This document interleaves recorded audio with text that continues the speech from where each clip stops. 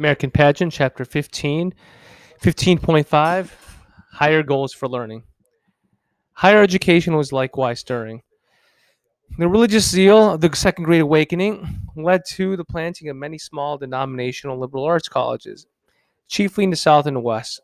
Too often, they were academically anemic, established more to satisfy local pride than genuinely to advance the cause of learning. Like their more venerable, ivy draped brethren, the new colleges offered a narrow tradition bound curriculum of Latin, Greek, mathematics, and moral philosophy. On new and old campus alike, there was little intellectual vitality and much boredom. So it's very critical, this paragraph, of the new education and new schools in higher level learning. The first state supported universities sprang up in the South, beginning with North Carolina in 1795. Federal land grants nourished the growth of state institutions of higher learning. Conspicuous among the early group was the University of Virginia, founded in 1819.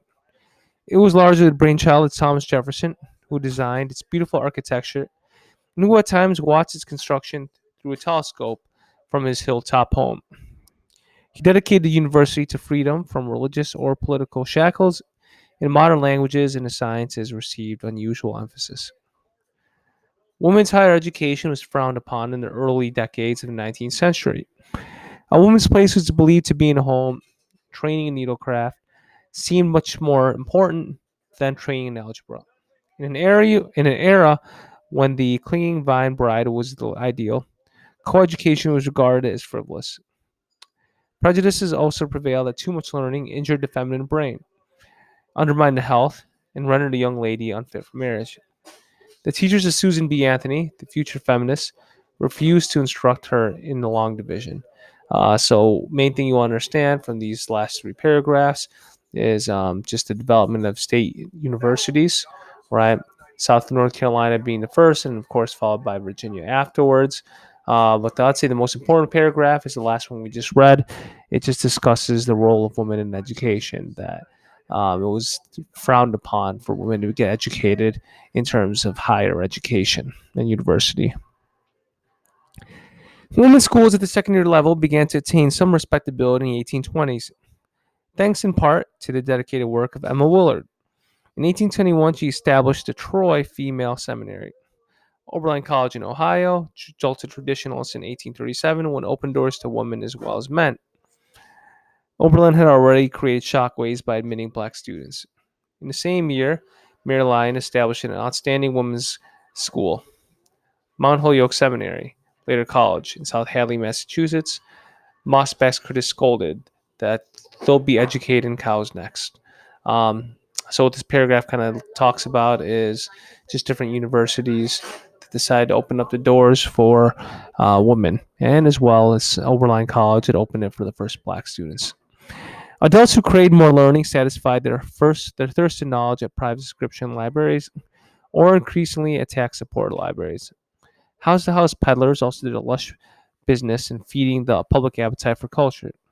Traveling lectures helped to carry learning to the masses through the Lyceum lecture sessions, which numbered about 3,000 by 1835. The Lyceums provided platforms for speakers in areas such as science, literature, and moral philosophy. Talented talkers like Ralph Waldo or Emerson journeyed through thousands of miles in the Lyceum circuits, casting their pearls of civilization before appreciative audiences.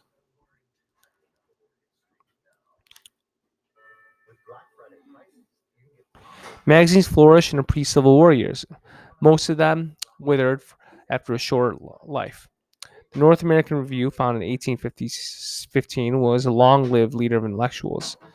Godey's Lady's Book, founded in 1830, survived until 1898 and attained the enormous circulation of 150,000. It devoured devotedly by millions of women, many of whom were the dog-eared copies of their relatives and friends. So, a couple things that you want to make sure that you understand here is, of course, you want to understand the importance of these traveling lectures, uh, which is the Lyceum, in terms of spreading different aspects of culture, such as science, literature, and moral philosophy. So, let's go to our questions here.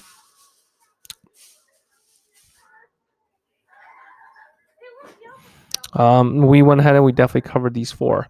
Why was women's education frowned upon in the early 19th century? I mean, of course, that they simply were looked at to being take care of the household. They felt that education would go ahead and also ruin the woman's brain, which kind of goes over number two. You want to make sure who you know who Emma Lillard is, and be specific um, with her with what she's done in terms of advocating for education, women's rights. Okay, all right, let's move forward.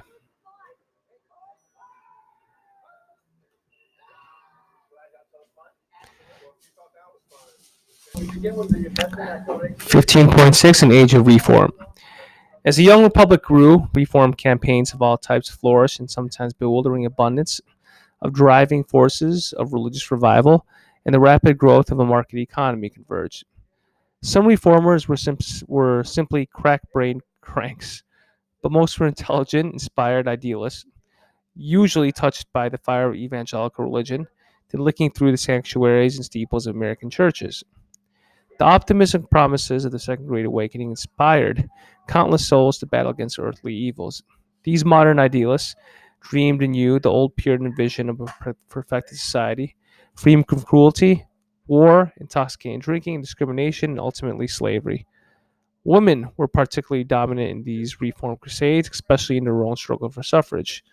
For many middle class women, the reform campaigns provided a unique opportunity to escape the confines of the home and enter the arena of public affairs.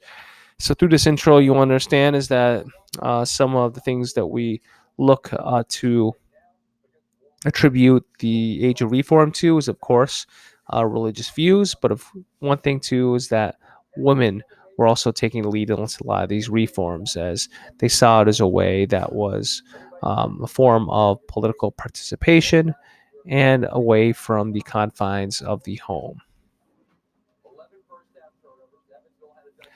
Here's an important name you need to know. You need to know who Dorothy Dix is.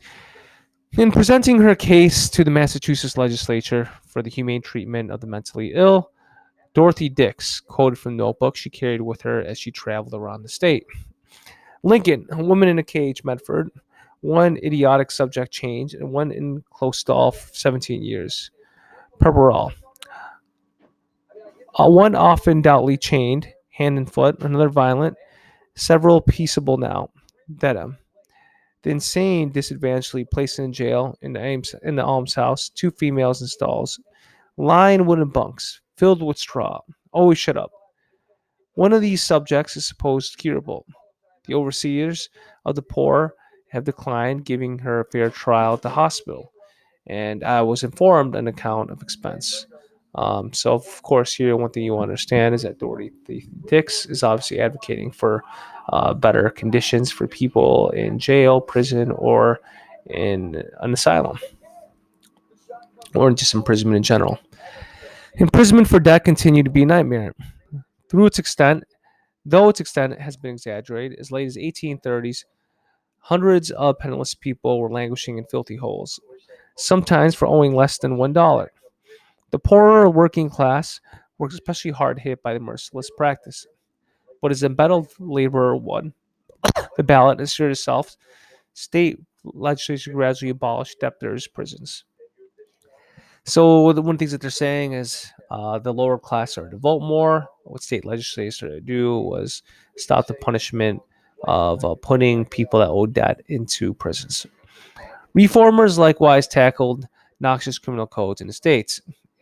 In accord to the more enlightened European practices, they succeeded in reducing the number of capital offenses and helped eliminate brutal punishments.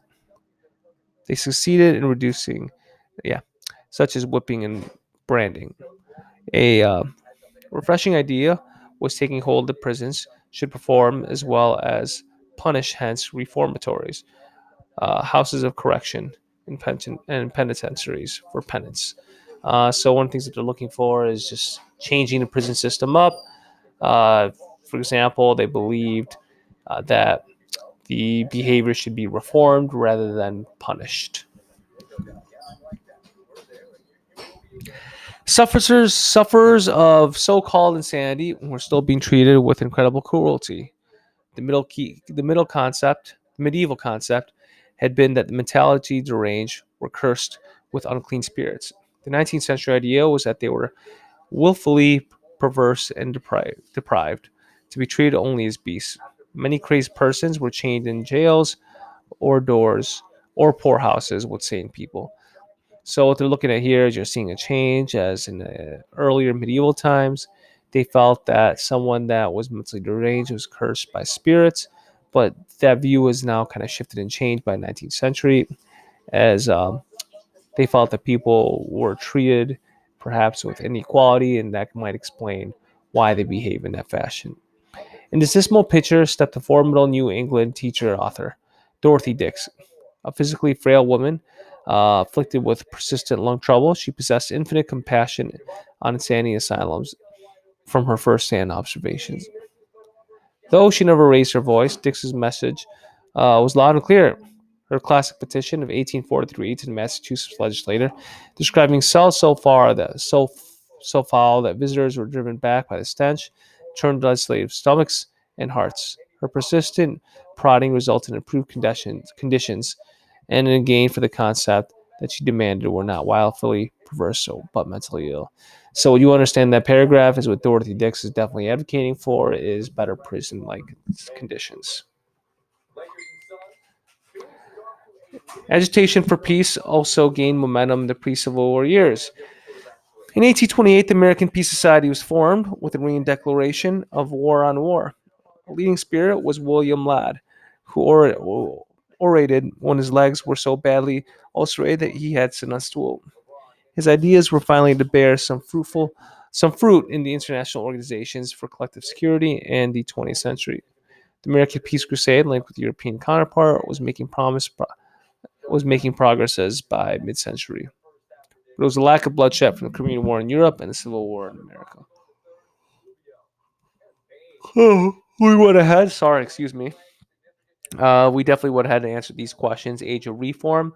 Um, Modern idealists wanted a society free from what five things? Go back. You're definitely going to find that in the first few paragraphs in this section. Uh, and this is it right here. Right? Society wanted to be free from cruelty, intoxicating drinking, discrimination, and ultimately slavery. And these are all influenced by religious views during this time. Okay. Um, yeah, be specific with number three. What does American Peace Society promote? Because you want to go more in depth. You don't want to be just too obvious. Okay.